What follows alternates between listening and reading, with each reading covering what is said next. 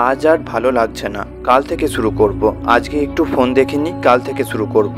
কাল থেকে নতুন এনার্জিতে নতুনভাবে শুরু করব।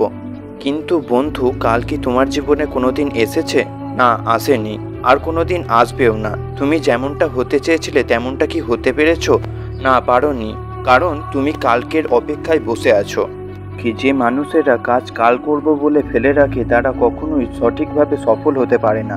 মানুষের এই একটাই সমস্যা, কাজ কাল করব বলে আর কাজটা শুরুই করা হয় না। লক্ষ্য করে দেখো, তুমি কাজটা কাল করব বলে কতটা সময় নষ্ট করে ফেলেছো। তুমি একবার নিজের বয়সের দিকে লক্ষ্য করে দেখো, কতটা সময় তুমি পার করে এসেছো। এখনো তুমি তোমার লক্ষ্য অর্জন করতে পারোনি।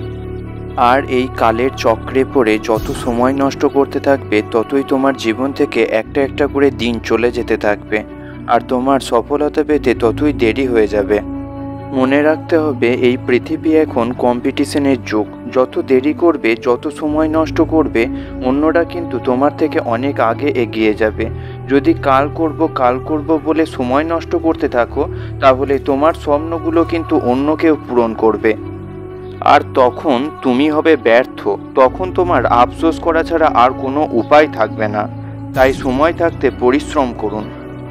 তাই এখনও যতটা সময় আছে সেই সমস্ত সময়টাকে ব্যবহার করতে হবে। এক সেকেন্ড নষ্ট করলে হবে না। কাল নয়, আজ থেকে পরিশ্রম করা শুরু করতে হবে। আজ থেকে, এখন থেকে পরিশ্রম করা শুরু করলে এই কম্পিটিশনের যুগে একটু হলেও আপনি এগিয়ে থাকবেন। যতক্ষণ না আপনি সফল হচ্ছেন ততক্ষণ আপনি থামবেন না। যতটা সময় আছে সমস্ত সময়টাকে কাজে লাগান। এই ধরনের নতুন নতুন ভিডিও পাওয়ার জন্য BWM বাংলা ইউটিউব চ্যানেলকে সাবস্ক্রাইব করে আমাদের পাশে থাকবেন।